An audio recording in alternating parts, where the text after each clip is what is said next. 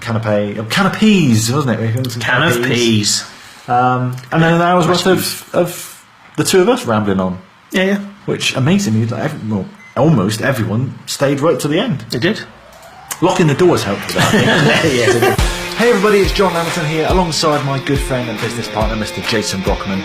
We're here for another episode of the Big Idea Podcast, where, as always, it is our job to help you get more customers and make more money without working harder. So, without further ado, let's dive straight into this month's episode. It's time for another Big Idea Podcast. Hooray! We've been rather busy, lots happening at the moment, isn't there? It seems like life is moving along very fastly. It is, quite rapidly. So we had the book pre-launch party last Wednesday, didn't we? We did. That went really well, I thought. What a beautiful day in a beautiful setting with beautiful people. It was. We arranged for this fantastic, typical Plymouth weather of sunshine and blue sky to arrive, didn't we? It was a gorgeous day by the seaside. Fish and chips. Yeah. Excellent company. Yeah. Present company accepted, obviously. Accepted. I thought it went really well. We had really good feedback from people, didn't we, on the... We did, yeah. For those of you that didn't kind of come and make it along there, the video obviously was posted live in the group. So yeah, you had every chance to watch that. If you haven't, pop along there. It's about an hour long because that's how long we kind of did the presentation for. Lots of question and answers. I interviewed John on lots of subjects about his writing of the book and the content of the book and things like that. And then we had a few Q&As from the people in the audience, which was about just under 60 small business owners and the locals from Plymouth who came along as well. So yeah, so anyone who did come on, really, really thank you for supporting us. It was a tremendous evening. Really enjoyed it. A little bit nervous at the beginning when we first leapt onto that stage, but soon settled down. And it was really good. I've had lots of feedback from the book as well. So really, really appreciate everyone who's taken the time to read the book. Give us feedback on it. If you guys want to know when it kind of launches, because it's not launched yet, we had the pre-launch party, didn't we? So we did. So I think last time we talked on the podcast, the plan was that the book was being launched on the 21st of June, which didn't happen. No. The day was too long. It was the day. It was the longest day. The deadline wasn't long enough. Unfortunately, it was long enough. As I pointed out at the pre-launch party, my ability to set really, really, really tight deadlines far outstrips my ability to hit those deadlines. Things happened, and we realised about a week before the 21st that we were not going to hit this deadline. So there was an initial probably 10-minute panic of, oh hell, what do we do now? And then we just accepted, right, we're not going to hit the deadline. We could have really, really worked 100 miles an hour and got a rush job out and got a book that wasn't very good, that had mistakes in it still had typos in it, things weren't perfect on it, and we could have possibly rushed that out. But in doing so, we could have actually still missed that deadline. And that's it. I mean, it was beyond our control. The things that kind of weren't going to be happening just because of the length of time it takes to publish the book, basically. Yeah. So those things, that's not what we were in control of. That was that was being done elsewhere, obviously. The editing, the proofreading, and everything was being done by other sources, and we underestimated how long those things would take. And so, because we weren't in control of those things, we were able to sit back and go, actually, let's just get this right. If you miss it by a day, then that's one thing. But actually, let's get it right and miss it by a couple of weeks. Yeah, I think it's controlling the controllables. So I had this initial, oh my god, right, what am I going to do? This is all terrible. And then I thought, okay, there's nothing I can do about. I cannot meet this deadline. Right, what can I do? So what we can do is we can set a new deadline. So we set a brand new deadline of the 13th of July. So we went back to the publishers and said, right, we're not going to hit this deadline. Give us a deadline that we absolutely can hit, like with ease. This is not, we're not going to be scrabbling around for the next 4 weeks going, oh my god, I've got to do this, I've got to do that, I've got to spin multiple plates, and we're still rushing it out. It's like, we want something out there that's really, really good. We want it to be absolutely top-notch quality, we don't want it to be too far in advance that actually we're saying to people, we've done the pre-launch last week, and then, the book comes out in December. Be ready at Christmas. But no, we were able to have that deadline that actually, we can commit to. It's still only a few weeks away, but we get a better product at the end of it. We've got more time, so nothing is rushed. So all the marketing we were doing, all the systems and processes set up, they can be done properly now without actually having to rush it out there. Obviously, the main concern we had at the time was, because this was a week before the launch party, was we've got 50 people coming to an event next week expecting a book. And so at the time, we had 50 people registered because lots of people couldn't get on with the Eventbrite ticketing, so we had a handful of people coming and no books. Brilliant. Plenty of food though, that was all. Food was all sorted, venue was all sorted, we just didn't have any books for the people that were coming. So eventually we sorted it out. We got what we termed a pre-launch advance copy of the book, so it's basically unproofread. It's been proofread by me and several other beta readers and by the publishers themselves, but there's still Sarah went through it. Obviously she's a teacher, so she went through it and said, there's a few typos in here, about 1 every 10 pages, so not massively needed proofreading or anything like that, but there was some little niggles that, as I've looked at that book for the last 6 months, so I know like almost every word of it. I know that's not quite right, that doesn't flow quite properly, I'd like to have an image there, I'd like to move that across to that page, and it just wasn't perfect. So, but we've always said good enough is good enough, and that was good enough to actually say to people, look, this is the, you're going to get the main gist of the book here. It still looks absolutely bloody awesome. The Lee has done a fantastic job on the design. You got a copy there, have you? Okay, because I literally don't actually have a copy of my own book at the moment, because I've literally sent them out to everyone. If you're waiting for a copy, by the way, and I promised to send you one, there they are. They're all ready to go out. They're going to go into today's post. But and for those listening on audio, that didn't work because I've just showed it to the camera. But nor does this picture that I'm putting. It doesn't. So what you need to do if you're listening on the audio is head along to bigidea.co.uk/Facebook. Where you can join the Ambitious Lifestyle Business Facebook group, and you can watch the video and you can see all these wonderful things that we're pointing at the screen. So I think the key thing was we got something out there that was it was good, but it wasn't perfect. But we're not, we've asked nobody for any money for this at all. It's a free event we put on. We plied them with pasties and pins and bottles of beer and give them a free book and some, can of peas, wasn't it? Some can of peas. And then an hour's worth of the two of us rambling on. Yeah. Which amazingly, almost everyone stayed right to the end. They did. Locking the doors helped with that. Yes, it did. So, guys, what we've said, because obviously it's our responsibility to let you guys know about the book and when it's kind of launching things. So we have put a page together so that we can remind you. So you need to let us know that you'd like a copy of the book when it comes out. So you do need to pop along to bigidea.co.uk and then / and tell me. If you just fill in that little box there, we will let you know as soon as it's available. That was the book launch. So it went really well, I thought. Hopefully, the proper launch will go just as well. I don't even think we've managed it. Have we mentioned it?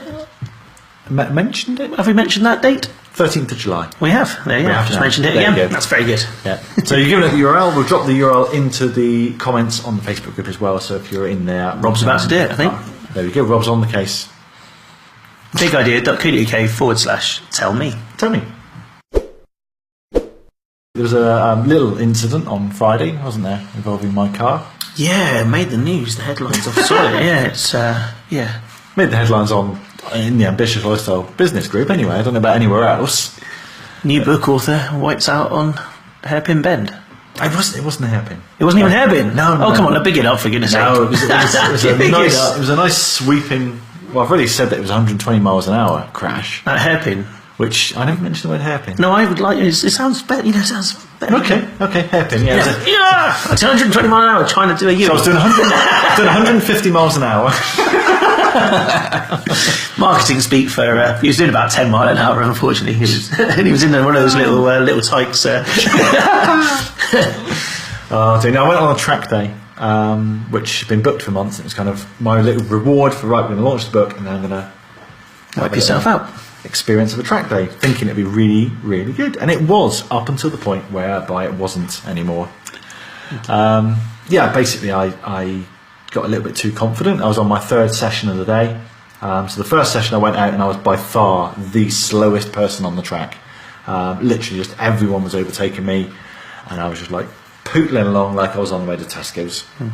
Second session, a lot better. It's kind of enjoyed it a lot more. I managed to overtake a few people. Had a lot of fun.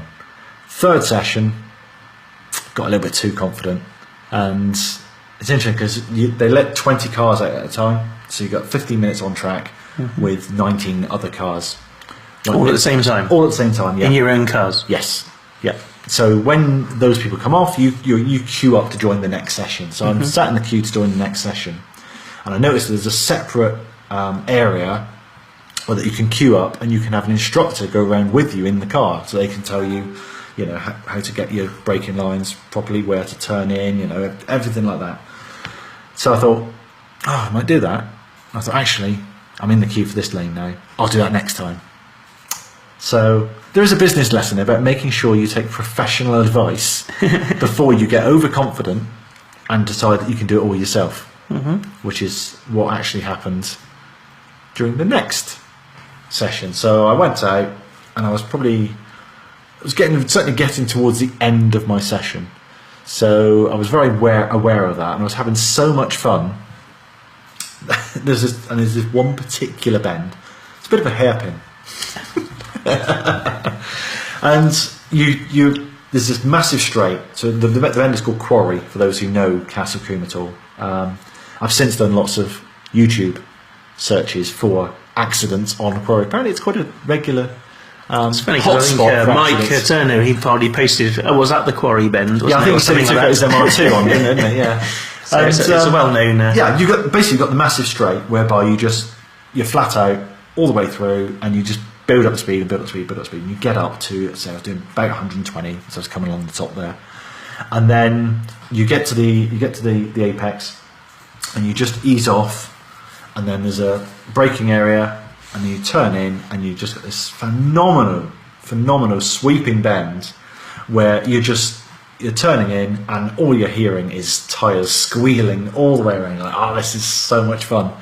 And so I'd probably done, 7-8 laps of this session. So I was aware that this was either going to be my penultimate lap or my last lap, because I knew the session was coming to an end. The previous time I'd gone around this bend, I was like, that was so much fun, I'm really loving this. So clearly the next time I thought, it was fun last time, let's really attack it this time. So approached it a little bit too fast, probably didn't brake enough before the corner, went into the corner, had a, oh shit, I'm going a bit too fast here moment, touch the brake, and as soon as you touch the brake, the steering just loses it, and I'm turning the wheel this way, and I'm heading that way, and there's this massive tyre wall there, and I just straight into it. Wiped out, closed the track for an hour whilst they cleaned up all the debris and rebuilt the tyre wall. So then I had to walk past the queues of everyone else that's there. Shame. Sorry guys. That's me. It's all done it. But yeah, that was my day over by like 11 o'clock in the morning. I should have been there racing until 5. Oh dear. My morning ended at 11 a.m. Car's very poorly. It's needs a lot of work. We're still waiting on a price on it, but it's not looking good. Oh dear. So it's a shame. It's a shame. But you had some fun though. I did have some fun, yeah. That's so yeah, there's a definite business lesson there in that don't go over egging it. Don't be overconfident in what you're doing, and do seek professional advice, because it's a bit strange, really, that they've actually just gone, right, there's a racetrack here. When you see a yellow cone, brake. Orange cone, wait until it's out of sight, turn around the corner, blue's the apex. And go around that way. Right, off you go. Well, that's it. Yeah, go on. You're out there now, and then, of course, there's you're going up against proper racing drivers. There are people there who are driving rally cars, and people who've done this 7, 8, 9 times. A lot of boy races, and so it's very intimidating. Actually, the first time you go out there to just see all these cars, because you're not meant to be racing, but quite a few of the guys didn't get the memo, I don't think. They were literally. Was it like the Super Mario Kart with bananas getting thrown out and kind of like ink spots and stuff like that? Could you do that when you're going around? By the end of my session, it was. Yeah. Maybe you got hit by a banana. It could be. I wouldn't have seen that. I'd gone in the circle then, wouldn't I? Yes, that's true. Yeah. Oh dear. Oh, a bit of a shame though to end on that day, but it was. Yeah, not great. But hey, I'm determined to get some mileage out of it. So yeah, you've seen the photos all over. All over the Daniel, to one of the comments in Facebook group, said surprised it's not total 3 panels on a GT86 can't be cheap. No, it's not cheap, and it's not so much the panels, it's the respraying of the entire car as well, because we've replacing so many panels. If we'd taken it to sort of the main dealer, it would have been a write-off, absolutely, but you know, I suppose there's not many tyre walls you can pretend to hit with an insurance claim or anything like that, is there? No, exactly. You know, it's kind of it's funny because on the way back, it drives absolutely fine. It still drives fine. It's literally just the bodywork. And I parked in Cribs Causeway shopping centre, and I parked in Bridgewater Services, and at no point did anybody park anywhere near my car, which is phenomenal because obviously no one, you know, they all saw it and went, well, I don't even thinking I've done that because I just knocked it with my door, you know. Or that guy doesn't know how to drive. I don't want my car anywhere near his. So yeah, I got out and when I got up to Cribs, there was literally 6 spaces all around me. I was like, brilliant! Everyone's giving me a wide berth. So yeah, we had a meeting with the local rag, didn't we? We did. The local paper, the Evening Herald. Are they still called the Evening Herald? No, they're just the Herald. The Herald. Plymouth Herald, maybe. Okay, yeah. So this is the first time, certainly, that I've been interviewed by the Herald in 16 years, I believe it was. Yep, your first one. We posted on the group not so long ago, didn't we? We did, yeah. 2001. This young lad, who at the time was still a civil servant, did a little interview with the Herald about, you know, his hopes, ambitions, and dreams for the future, which was so tiny that it was kind of, I'd like to maybe turn this into a real business one day. I mean, it was just weak to think what I was aiming for at that time. But yeah, it was the true civil servant in me that was, I'll try not to make any mistakes. You know, I'm not going to waste money on doing things like advertising. Yes, that was my favourite line when we think about how much we've spent over the last 15, 16, 17 years. Yeah. It's to say I'm not going to spend lots of money on advertising because that's just a complete waste of money. Well, I said that was 2001. So if you go forward 2 years to 2003, I was probably spending on AdWords as much in a month as I used to earn in a year working as a civil servant. And I would just spend that on advertising. So I didn't listen to my own advice from 2001. So I clearly soon realised actually advertising isn't wasting money if you get a positive return. Advertising can be a waste of money, and for lots of small business owners it is a waste of money because they do this generic brand advertising. You know, advertising on the front page of the Evening Herald is not good advertising. We've done that, we've tried that, but the difference is we monitor the results of our advertising. We do direct response advertising. So we did advertising on the front page of the Herald. We put tracking in place, and we got 1 customer out of it, or maybe even none for 1 ad. Brand advertising works great if you're Starbucks, if you're Coca-Cola, if you are a big brand and you just want brand recognition, people to recognise and remember you.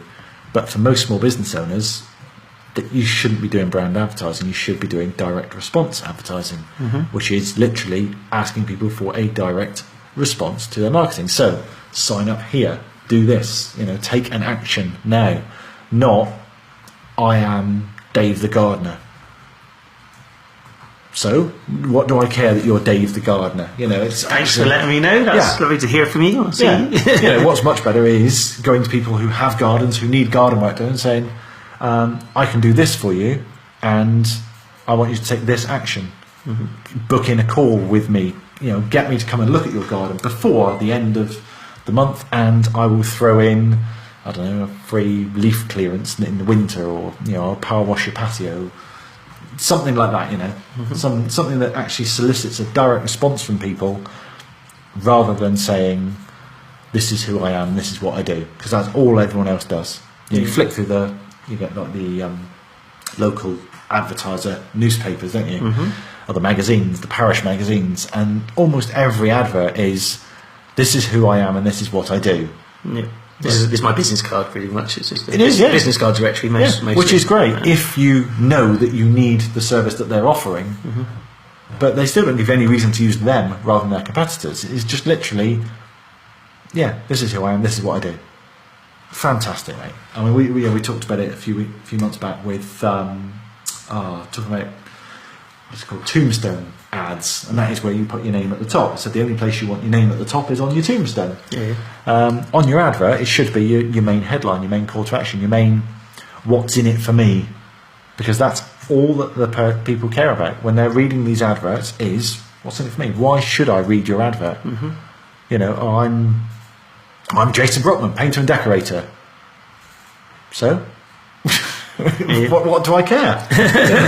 Unless I want my living room decorated, in which case talk to me about how you can decorate my living room, not "my name's Jason."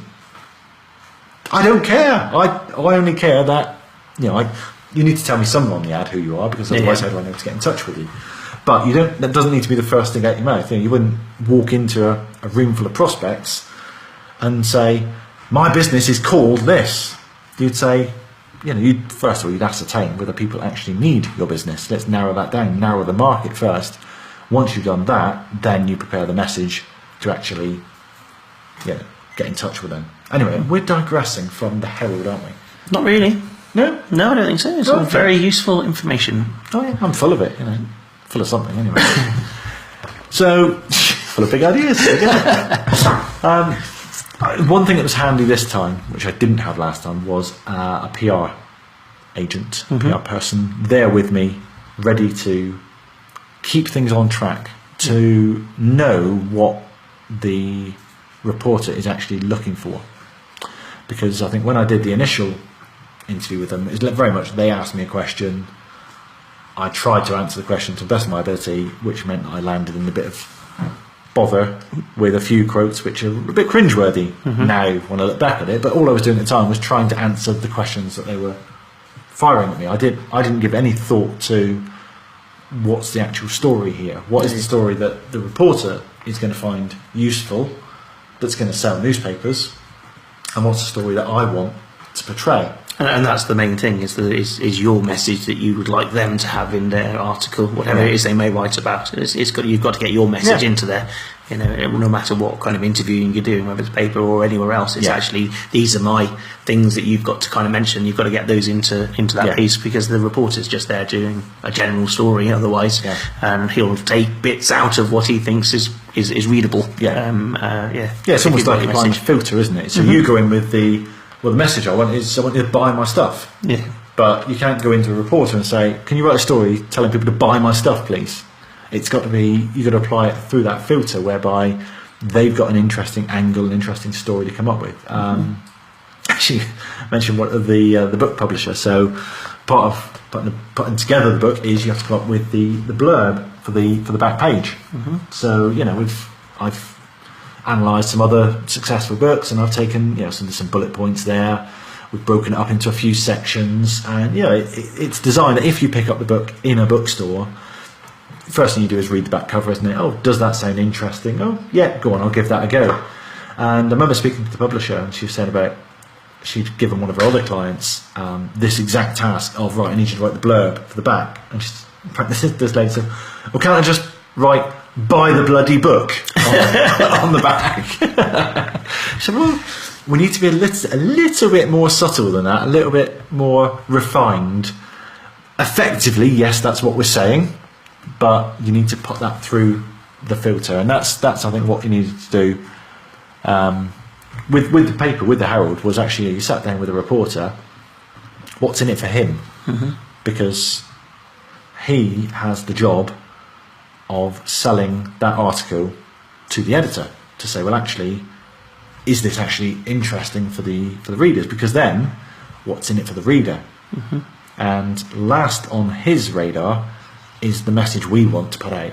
Yeah. So the PR person knows very clearly what our message is, what we want, the message we want to get across, but she knows how to phrase it in such a way that the journalist gets a quote that he wants, he gets the story that he wants, that gives the readers what they want, whilst actually making sure our message gets across. Because I've seen it so many times where people have written this wonderful press release, and then at the very bottom of the press release they've put, and for more details on our product, go to our website. And the journalist goes, yeah, that's great, I'll just cut that bit off.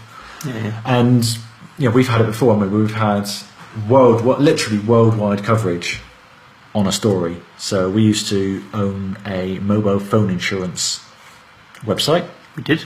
And we did some PR on that along the top 10 spurious claims of...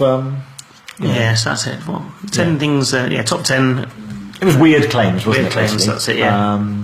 So it was kind of, it was blown up in a fireworks accident. The main one that most of the press ran with was a farmer who lost it up a cow's backside. Yeah.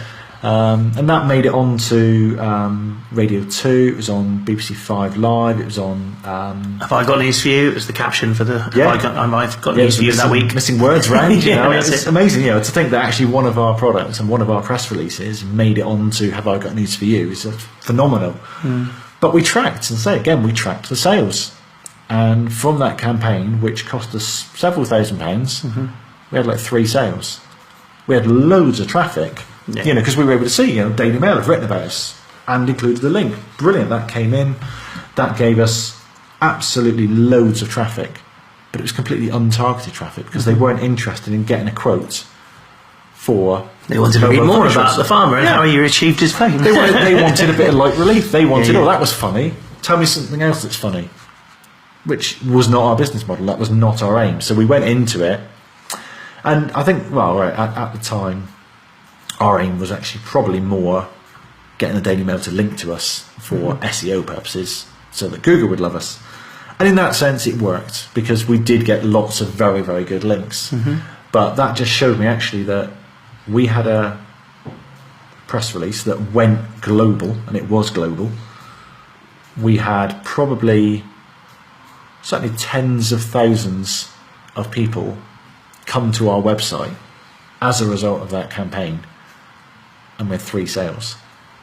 So that shows what happens when you don't narrow down your markets. If we were a website like Reddit or Lad Bible or something like that. Yeah, something like that, where actually our purpose is to give people entertaining stuff that's funny, we would have got a load of new subscribers there. That would have been perfect for us. But it wasn't. We were trying to sell an insurance product, which is traditionally not a fun... It's not that fun. And it's just completely the wrong market. There's been lots of questions in the groups and on the page and things about pricing, different variety of pricing and things. So starting off with a new product and how to price that to somebody who wants to put their prices up. I'm not sure how to go about that. It is a common thing. It's one of those things that I think a lot of small business owners really struggle with. And most people set their prices in a number of ways. Either let's have a guess and let's see what people will pay. They either go, well, it's cost me £1 to make, buy, create, whatever, so I'll sell it for 2. So they think, I'm doubling my money, that's brilliant. Or they think, what's everyone else charging? And I'll just charge. I won't be as expensive as the most expensive one. I won't be as cheap as the most cheap one. I'm going to be bang in the middle. And none of those approaches really are any good. Probably the one that's closest to actually working is let's test it and see. Because prices are fluid. You can change prices at the drop of a hat. We've done it with a lot of our membership websites. We set a price, we see if people are willing to pay it, we monitor what the conversion is. It's a common theme today here, isn't it? There's lots of we actually monitor results. Yes. We check the effectiveness of everything we do, every ad campaign, every price rise. So, we'll keep the product exactly the same and raise the price. So we see what happens to the conversion rate. What should happen is that the more you increase the price, the lower your conversion rate goes. But it won't necessarily happen fluidly, in that your price can go up 20% and your conversion rate drops 5%, and that means you actually end up making more money. Yeah. But yeah, we've been able to change prices quite fluidly over the years, whereby we put the price up until people stop buying completely, and then we drop it down, and we continue to monitor until we eventually find what is the optimum price, because that's everyone's job. It doesn't matter what it costs you to make. All that matters is how much people are willing to pay for it, and that is determined by the value that they place on it. So if we've always said, if someone says, "Oh, it's too expensive," it's not that it's too expensive. It's too expensive for the value that you've demonstrated on it. Yeah. If I really, really valued it, I'd be willing to pay that price, unless I physically don't have the money, in which case you can, that customer possibly isn't right for you, because they are not able to do it. You need to do a little bit of pre-qualification with the customers, really. So I think it's easy for us to do with a membership website. For a physical product, it's not necessarily as easy. So that book, for example, we can't really. Well, actually, it's a good example, isn't it? Really, actually, we can be fluid with that. Setting the price for it, sort of thing. Where it is. Good example, John. Well, how much for the book? Yeah, well, exactly, because how much should it be? I could look at it and say, well, I've seen books in this sector on Amazon for £3.50. There's Kindle books out there that are probably £2. Conversely, I've seen books that are out there for 150 quid, because they apply a real value to it. It's like, actually, I don't want to sell as many books as possible. I want to pre-qualify people. Yeah. So, I mean, again, if you can see the video, this is quite a chunky book. It's well designed. It's fantastically written. Fantastic. Absolutely brilliantly written.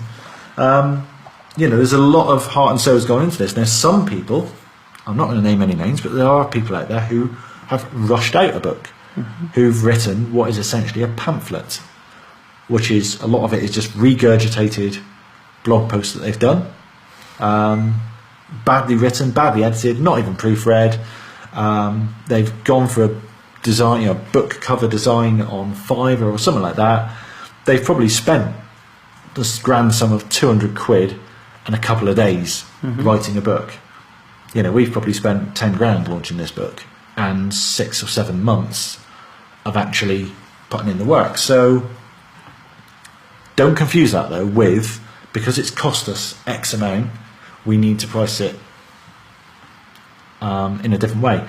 Daniel just asked again, actually, about the outcome for the book. Is it to make cash or generate more 1% Club sign-ups or something else? So there is, for me, this book is primarily a business card. It's a positioning tool. Okay, so I want to get this in the hands of small business owners that we want to work with. We want to raise our profile. We want people to know that we know what we're talking about. It's the reason we do these live videos. It's the reason we do the podcast. It's the reason we've got a Facebook community. It's because we want to show that actually we do know our stuff. We do know what we're talking about, and we would love to work with you. And publishing a book is a fantastic way of doing that. So I was able to sit down with an author a couple of weeks ago who has sold something like 40,000 books in the last year. And the first thing he said to me was, right, you're not going to make any money out of actually selling the book. Get that idea out of your head right now.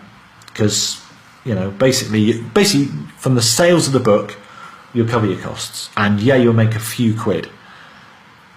But predominantly, for him, certainly, it's been, writing that book has sold out my coaching course It means that my paid membership is full. It means that I've been approached to do speaking gigs for corporate events at silly money because I don't really like doing them, so I charge them the earth. And it's like, for him, there's a whole new revenue stream that has appeared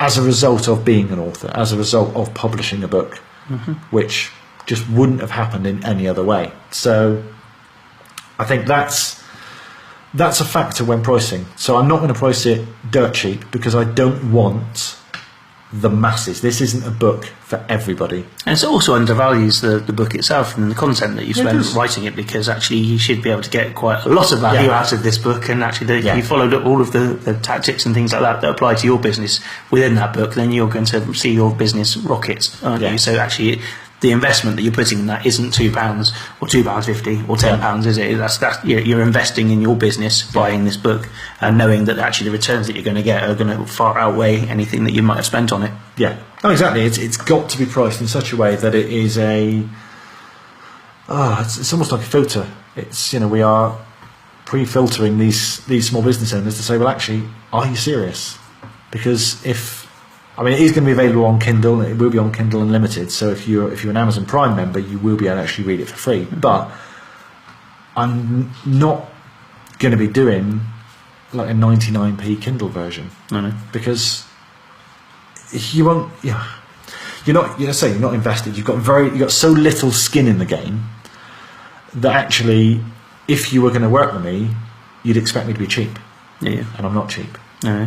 So we're always looking for the ambitious lifestyle business owners, aren't we? So it's you've got to be ambitious, and actually 99p, investing 99p in your business isn't showing much sign in terms of an ambitious person, really, is it? No, it's kind of like, I'm going to invest a whole 99p on my business, thank you very much, and take away all this value. It doesn't really show. But it's that psychology of, if you're flicking through the Amazon listings and there's a book that's $12.99 and there's a book that's 99p, taking the 5-star reviews and everything like that, everything else out of the equation, if you see a book that's well designed that's $12.99 and you see a book that's clearly got its own $5 cover art that's 99p, and you are serious about, well, actually, which of these is going to be more effective in my business, I would happily pay the extra £11 to for the better book, because at the end of the day,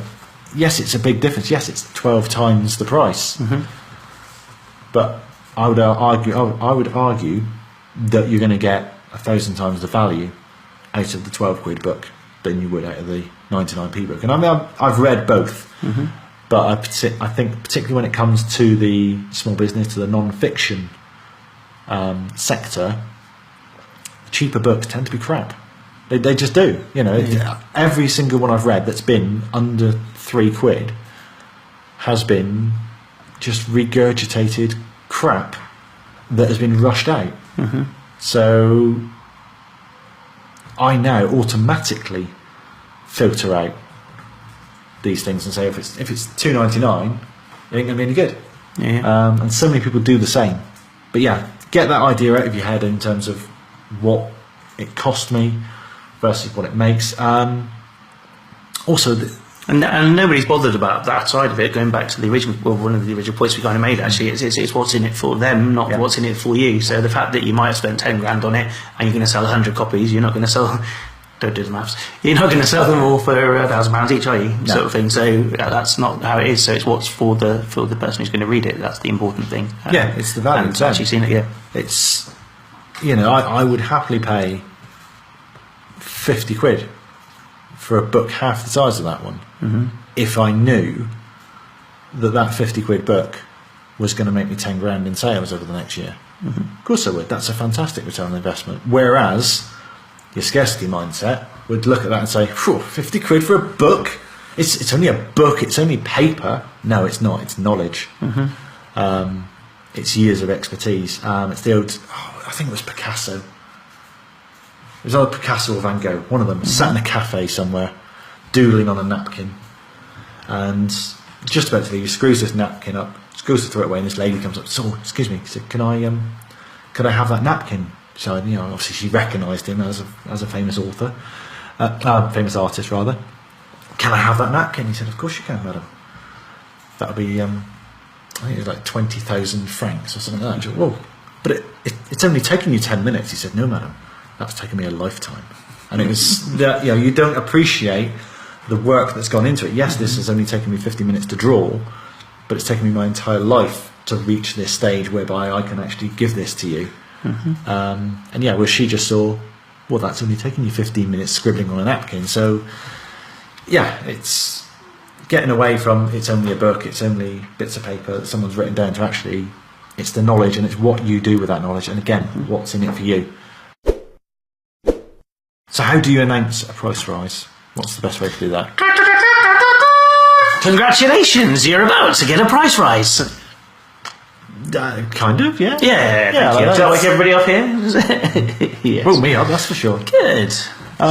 It's the good news, isn't it? It's kind of prices going up, as they always do, and that's, I think, the key thing for me, is that you need to create this expectation that prices only ever go one way. They only ever go up.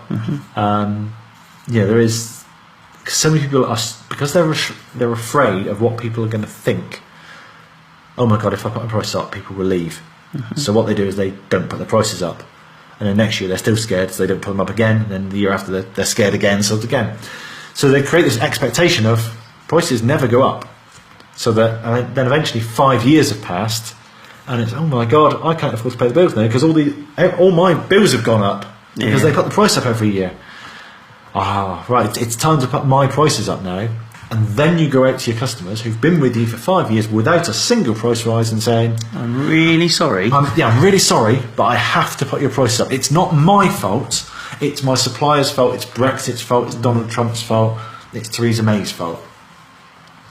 It's nobody's fault but your own for not creating this expectation of, guys, it's April. As you know, we put our price up every April. But good news, you can lock in your price now. So, I mean, the example that we had in the group, I think, was a personal trainer who was charging so much per session, per 3 sessions, per 5 sessions, per 10 sessions.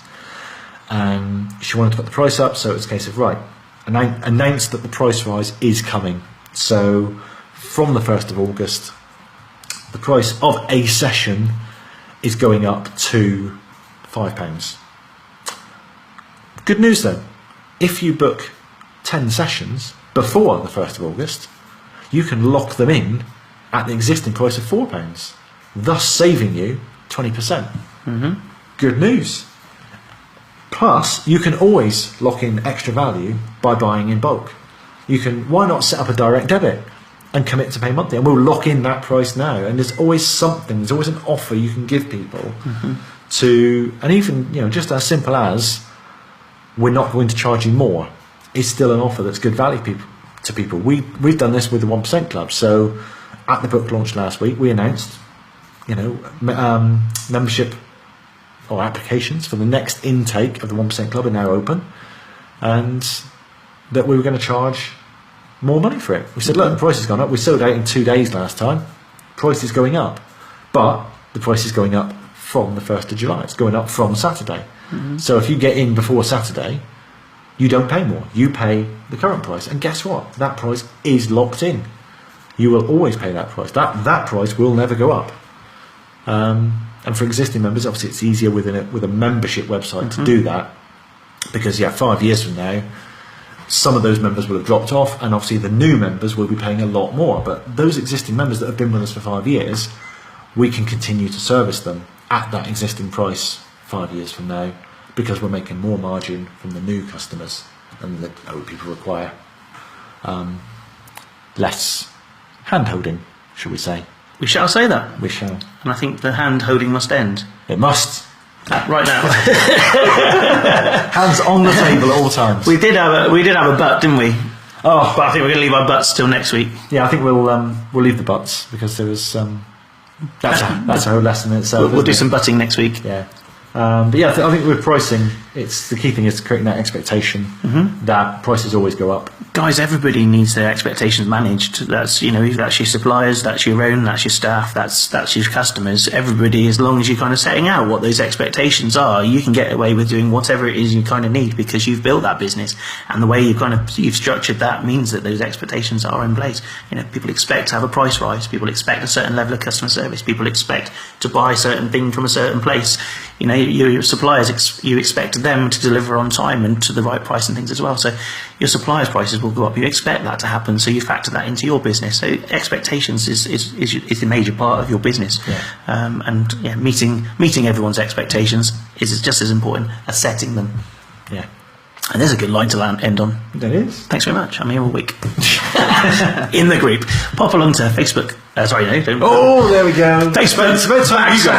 /co.uk. I did it backwards. bigidea.co.uk/Facebook. And come into the Ambitious Lifestyle Business group, and we shall be able to answer all your questions.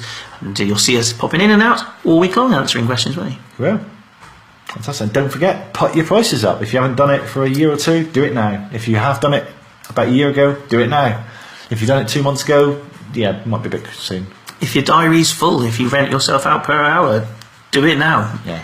If it's full, do it now. And if you can, get yourself away from per hour as well. That would also help, but just thinking, do it now. Yeah. Don't let people compare apples with apples either. That's the key thing. No. I think if people can actually say, well, I can get this cheaper down the road because it's exactly the same, you find it very hard to come back with that. Yeah, but we've got bigger overheads. It's not me doing it for you, is it? It's not me who's done it for the last 2 years. Done a super job. Super job. Done a super job. Done a super job. Done a superb job. That's the old Grant Cardone thing, isn't it? It's like, yeah, you're absolutely right. Yeah, spot on. It's exactly the same, but you don't get me. That was selling a car, wasn't it? It was, yeah. It was kind of, It was like, it's £2,000 cheaper down the road. Yes, it is. You're absolutely right. It is £2,000 cheaper. If I were you, I'd go down there. But there is a but. You don't get me, and that is what you're paying £2,000 for. Is my attention to detail, my after-sales service, everything that you've had from me over the last 2 years that you really, really love, and you don't want to go elsewhere. You don't want to actually take a risk on something else because yes, you can get this product cheaper down the road, but you will not get me. And you know how much I care, and you know how much I've looked after you. Now let's do this, shall we? Yeah. Okay. Yes. What do I say?